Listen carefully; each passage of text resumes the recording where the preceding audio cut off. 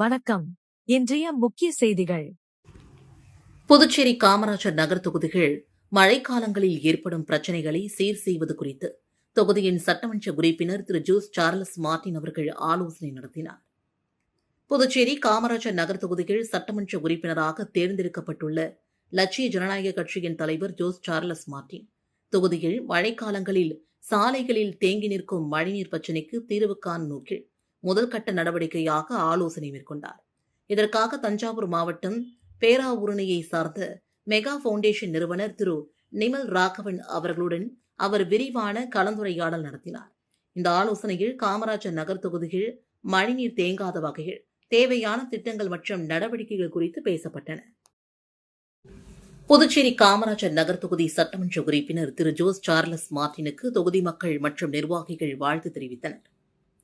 காமராஜர் நகர் தொகுதியில் நடைபெற்ற சட்டமன்ற தேர்தலில் லட்சிய ஜனநாயக கட்சியின் தலைவர் ஜோஸ் சார்லஸ் மார்டின் அவர்கள் பெருவாரியான வாக்குகள் வித்தியாசத்தில் சிறப்பான வெற்றியை பெற்றார். இந்த வெற்றி அப்பகுதி மக்களின் நம்பிக்கையையும் அவரின் அரசியல் பணிக்கான ஆதரவையும் வெளிப்படுத்துவதாக கருதப்படுகிறது. வெற்றியை தொடர்ந்து காமராஜர் நகர் தொகுதியின் கட்சி நிர்வாகிகள் மற்றும் தொண்டர்கள் பலரும் ஒன்று கூடி தலைவர் ஜோஸ் சார்லஸ் மார்டின் அவர்களை காமராஜர் நகர் தொகுதியில் உள்ள அவரது அலுவலகத்தில் நேரில் சந்தித்து வாழ்த்துக்களை தெரிவித்தனர். அப்போது அவருக்கு பொன்னாடை அணிவித்து மலர் தூவி பூங்கொத்துக்கள் வழங்கி உற்சாகமாக வாழ்த்துக்களை தெரிவித்துக் கொண்டனர். இந்த நிகழ்வில் தொகுதி மக்களின் சேவையே முதன்மை என்ற உறுதிப்பாட்டை மீண்டும் வலியுறுத்திய அவர் தேர்தலில் தம்மை ஆதரித்த மக்களுக்கு மனமார்ந்த நன்றியை தெரிவித்தார்.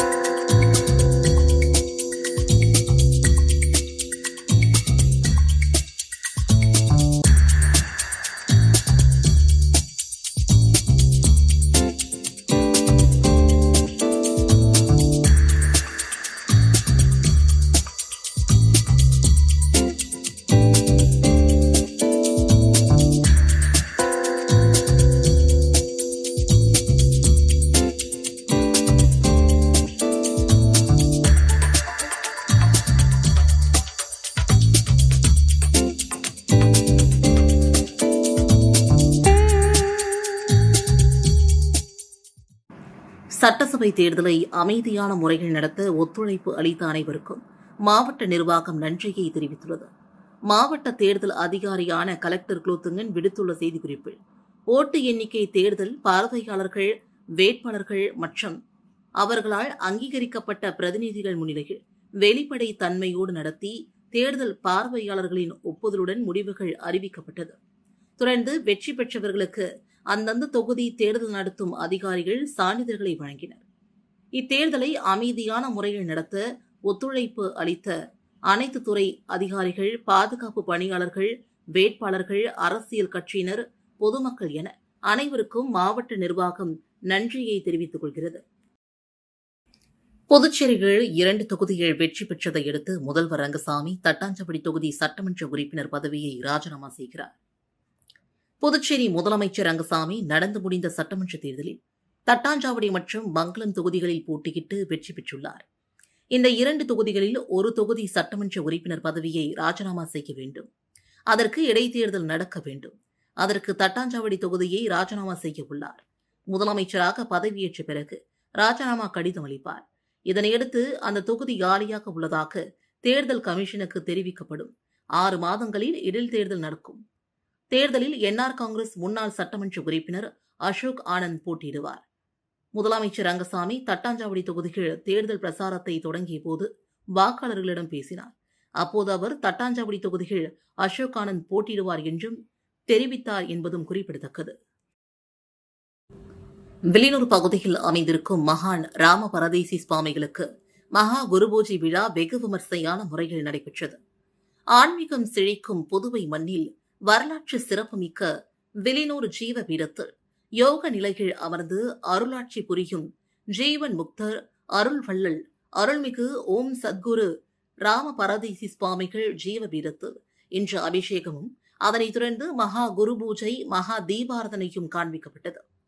இதில் வில்லியனூர் தொகுதியின் சட்டமன்ற உறுப்பினர் ரவிக்குமார் கலந்து கொண்டு சுவாமி தரிசனம் செய்தார். தொடர்ந்து ஆலயத்தில் அவருக்கு மரியாதை செலுத்தப்பட்டது. இதனைத் தொடர்ந்து விழாவில் கலந்து கொண்ட பக்தர்கள் அனைவருக்கும் அன்னதானமும் வழங்கினார். புதுச்சேரியில் ஜவஹர் சிறுவர் இல்லம் சார்பில் 9 இடங்களில் நடக்கும் கோடைக்கால பயிற்சி முகாமில் திரளான மாணவர்கள் கலந்து கொண்டு பயிற்சி பெற்று வருகின்றனர். கோடை விடுமுறையொட்டி பள்ளிக் கல்வி இயக்கத்தின் மூலமாக ஜவஹர் சிறுவர் இல்லம் குழந்தைகளுக்காக பல்வகை கலைகளான பரதம், கிராமிய நடனம், வாய்ப்பாட்டு இசை, வயலின், வீணை, மிருதங்கம், ஓவியம், கைவினை, கிதார், கீபோர்ட், ட்ரம்ஸ், டேக்வோண்டோ மற்றும் விளையாட்டு கேரம், செஸ், இறகு பந்து, டேபிள் டென்னிஸ் ஆகியவற்றை கற்பிக்க சிறப்பு ஏற்பாடுகளை செய்துள்ளது. அதன்படி ஜவஹர் சிறுவர் இல்லம் லாஸ்பேட் கோலக்கார அரங்கசுவாமி நாயக்கர் அரசு நடுநிலைப்பள்ளி, கதிர்காமம் அரசு பெண்கள் மேல்நிலைப்பள்ளி, காலாப்பட்டு அரசு பெண்கள் மேல்நிலைப்பள்ளி, வில்லியனூர் அரசு பெண்கள் நடுநிலைப்பள்ளி, திருவண்டார்கோவில் அரசு பெண்கள் மேல்நிலைப்பள்ளி, பாகூர் அரசு நடுநிலைப்பள்ளி, கரியமாணிக்கம் அரசு நடுநிலைப்பள்ளி, நோனாங்குப்பம் அரசு மேல்நிலைப்பள்ளி ஆகிய 9 இடங்களில் 2ஆம் தேதி துவங்கிய பயிற்சி முகாம் 31ஆம் தேதி வரை நடைபெறுகிறது. முகாமில் 6 வயது முதல் 16 வயதுள்ள அரசு மற்றும் தனியார் பள்ளியின் மாணவர்கள் ஆர்வமுடன் கலந்து கொண்டு பயிற்சி பெற்று வருகின்றனர். மடுகரை கூத்தாண்டவர் ஆலயத்தில் சித்திரை தேரோட்ட விழாவில் திரளான பக்தர்கள் கலந்து கொண்டு தேரை வடம் பிடித்து இழுத்தனர். புதுவை மாநிலம் அருகே உள்ள மடுகரை திரௌபதியம்மன் கூத்தாண்டவர் ஆலயத்தில் நடைபெற்ற சித்திரை மாத தேரோட்டத்தில் திரளான பக்தர்கள் பங்கேற்று தேரை வடம் பிடித்து இழுத்தனர். சித்திரை மாதம் 8ஆம் தேதி கொடியேற்றத்துடன் திருவிழா தொடங்கியது. தொடர்ந்து பிடாரியம்மன் மற்றும் மாரியம்மனுக்கு சாகை பார்த்தல் நிகழ்ச்சி நடைபெற்றது. மாலை ஊரணி பொங்கல் வைக்கப்பட்டது. பின்னர் பக்காசுரனுக்கு சோறு போடும் நிகழ்வு நடைபெற்றது. அர்ஜுனன், திரௌபதியம்மன் திருக்கல்யாணம் மற்றும் ஸ்ரீ கூத்தாண்டவர் திருக்கல்யாணம் நடைபெற்றது. புதுவை மற்றும் தமிழக பகுதிகளிலிருந்து திரளான திருநங்கைகள் பங்கேற்று பூசாரி கையால் தாலி கட்டிக் கொண்டனர். இரவு கிருஷ்ணன், அர்ஜுனன், திரௌபதியம்மன், கூத்தாண்டவர், மாரியம்மன், பிடாரியம்மன் சிறப்பு அலங்காரத்தில் ஜோடிக்கப்பட்டு வீதி உலாவும் நடைபெற்றது. தொடர்ந்து மனிதன் மார்பு மீது மஞ்சள் தூள் இடித்தல், தாலி கட்டுதல் ஆகியன நடைபெற்றது. விழாவின் முக்கிய நிகழ்வாக இன்று காலை 7 மணிக்கு கூத்தாண்டவர் தேரோட்டம் சிறப்பான முறையில் நடைபெற்றது. தேரோட்ட விழாவில் துணை சபாநாயகர் ராஜவேலு மற்றும் விழாக்குழு தலைவர் தனபூபதி உட்பட திரளான பக்தர்கள் பங்கேற்று தேரை வடம் பிடித்து இழுத்தனர். தேரானது மாடவீதி வழியாக செல்லும் போது விவசாய நிலத்தில் விளைவிக்கப்பட்ட காய்கறிகள், பழங்கள் மற்றும் சில்லறை நாணயங்களை ஆகியவற்றை கூத்தாண்டவர் மீது வீசி கொள்ளைவிட்டனர். பின்னர் தேரானது மாலை தேரடி திரும்பியது. தொடர்ந்து வெள்ளிக்கிழமை மாலை தீமிதி திருவிழா நடைபெறவுள்ளது. காமராஜர் மணிமண்டபத்தில் உள்ள நூலகத்தினை மாவட்ட ஆட்சியர் ஆய்வு செய்தார். புதுவை கருவாடிக்குப்பத்தில் அமைந்துள்ள காமராஜர் மணிமண்டபத்தில் கலை பண்பாட்டுத்துறையின் மூலமாக இயங்கும் அரசு நூலகத்தினை புதுவை மாவட்ட ஆட்சியர் குலோத்துங்கன் இன்று ஆய்வு மேற்கொண்டார்.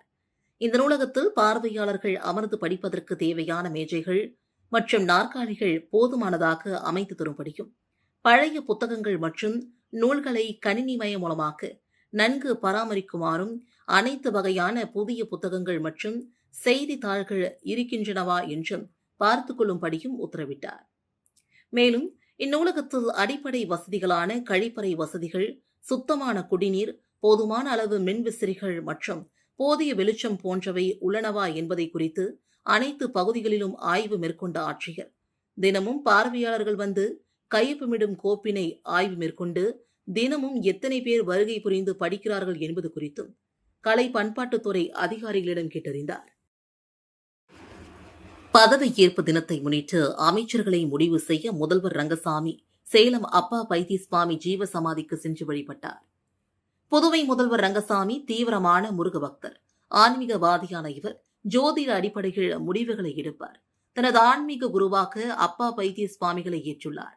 வழக்கமாக தேர்தல் காலங்களில் முதல்வர் ரங்கசாமி சேலத்தில் உள்ள ஸ்ரீ சர்க்குரு அப்பா பைத்தியசுவாமிகளின் ஜீவ சமாதிக்கு சென்று வழிபடுவார். அங்குதான் வேட்பாளர்கள் கூட்டணி வேட்புமனு தாக்கல் தேதி முடிவு செய்தார். அதேபோல திருச்செந்தூர் முருகன் கோவில், மதுரை மீனாட்சி கோவிலுக்கும் சென்று வழிபட்டார். தேர்தலுக்கு முன்பு சென்று முடிவுகளை எடுத்து தற்போது தேர்தலில் வென்று 5வது முறையாக முதல்வர் ஆகிறார். அவருடன் பேச மத்திய அமைச்சர் மன்சுக் மண்டாவியா ஆகியோர் புதுச்சேரி வந்து நேரம் கேட்டுள்ள நிலையில் இன்று காலை முதல்வர் ரங்கசாமி ஆன்மீக பயணம் புறப்பட்டார். அவருடன் என்ஆர் காங்கிரஸ் சட்டமன்ற உறுப்பினர்கள், நிர்வாகிகளும் புறப்பட்டனர். இது தொடர்பாக என்ஆர் காங்கிரஸ் தரப்பில் கேட்டதற்கு சேலம் அப்பா பைத்தியசுவாமி ஜீவ சமாதி சென்று வணங்குகிறார். அங்குள்ள அப்பா பைத்தியசுவாமிக்கு பிடித்தமான மேரி பிஸ்கெட், ஜாங்கிரி ஆகியவற்றை படைத்து வழிபடுவார். அங்கு பதவியேற்பு நாள் நேரம் கணிக்கிறார். அமைச்சர்களையும் முடிவு செய்யும் முக்கிய முடிவுகளை எடுக்கிறார். தொடர்ந்து பொள்ளாச்சி, வேட்டைக்காரபுத்தூர் சென்று அழுக்கு சித்தரையும் வழிபடுகிறார். இதன் பிறகு புதுச்சேரி திரும்புகிறார். அடுத்து திருச்செந்தூர் முருகன் கோவிலுக்கு செல்லவும் வாய்ப்புள்ளது என்றனர். புதுச்சேரி கலை மற்றும் பண்பாட்டுத்துறையின் சார்பில் ஓவிய கண்காட்சி நடந்து வருகிறது. புதுச்சேரி செயின்ட் லூயி வீதி வளர்கலை கூடத்தில் கலை மற்றும் பண்பாட்டுத்துறையின் சார்பில் ஓவியர் ஜெயராமன் வரைந்த தனிநபர் ஓவியம் மற்றும் சிற்ப கண்காட்சி துவங்கி நடந்து வருகிறது. ஓவியம் மற்றும் சிற்ப கலைகளை நெறிப்படுத்தும் வகையில் ஓவியர் ஜெயராமன் வண்ணமயமான ஓவியங்களையும் நுணுக்கமான சிற்பங்களையும் இக்கண்காட்சியில் காட்சிப்படுத்தியுள்ளார். கடந்த 1ஆம் தேதி துவங்கிய கண்காட்சி வருகின்ற 14ஆம் தேதி வரை நடைபெறுகிறது. புதுச்சேரியை சார்ந்த கலை ஆர்வலர்கள், சுற்றுலா பயணிகள் மற்றும் மாணவர்கள் இக்கண்காட்சியினை பார்வையிட்டு வருகின்றனர். வில்லியனூர் திருக்காமேஸ்வரர் கோவிலில் சட்டமன்ற உறுப்பினர் ரவிக்குமார் குடும்பத்துடன் சுவாமி தரிசனம் செய்தார்.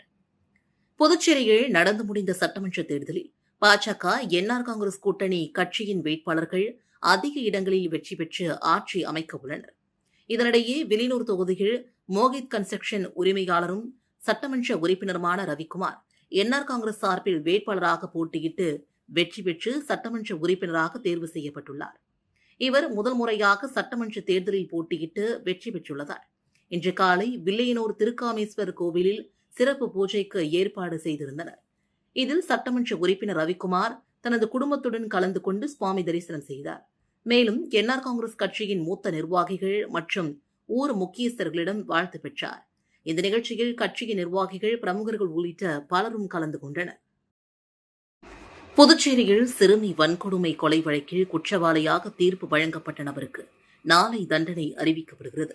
முத்தியல்பட்டி சிறுமி கொலை வழக்கில் சிறையில் இருந்த கருணாவை நேற்று போக்சோ விரைவு நீதிமன்றத்தில் போலீசார் ஆஜர்படுத்தினர். தொடர்ந்து அரசு தரப்பு வழக்கறிஞர் பச்சையப்பன், உதவி வழக்கறிஞர் பிரவீன் ஆகியோர் நீதிபதி முன்பு ஆஜராகி குற்றவாளிக்கு அதிகபட்ச தண்டனையான மரண தண்டனை வழங்க வேண்டும் என்று 20 பக்க எழுத்துப்பூர்வமான வாதத்தை முன்வைத்தனர். அதற்கு நீதிபதி சுமதி குற்றவாளிக்கு மரண தண்டனை விதிக்க வேண்டும் என்றார்.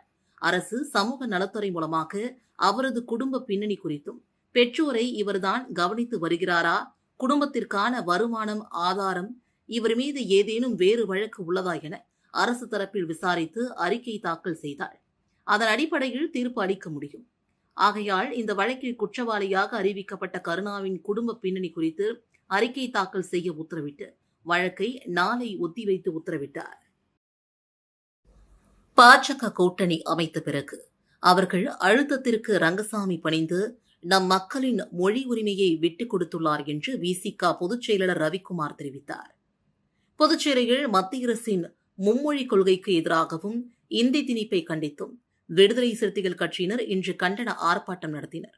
அண்ணா சிலை அருகே நடந்த கண்டன ஆர்ப்பாட்டத்திற்கு புதுச்சேரி விசிக முதன்மை செயலர் அரிமா தமிழன் தலைமை வகித்தார். கட்சியின் பொதுச் செயலாளரும் எம்பியுமான ரவிக்குமார் கண்டன உரையாற்றினார். இதனைத் தொடர்ந்து செய்தியாளர்களிடம் பேசிய அவர், பாஜக கூட்டணி அமைத்த பிறகு அவர்கள் அழுத்தத்திற்கு ரங்கசாமி பணிந்து நம் மக்களின் மொழி உரிமையை விட்டுக் கொடுத்துள்ளார். புதுச்சேரி அரசு அரசாணையை திரும்பப் பெற வேண்டும். பிரெஞ்சு படிக்க ஏற்பாடு செய்து இந்தி திணிக்கும் முயற்சிக்கு அரசு உடந்தையாக இருக்கக்கூடாது. இந்தி திணித்தால் ஏற்க மாட்டோம். மிகப்பெரிய மொழி போராட்டமாக மாறும் என்றார். இத்துடன் செய்திகள் நிறைவடைந்தன. வணக்கம்.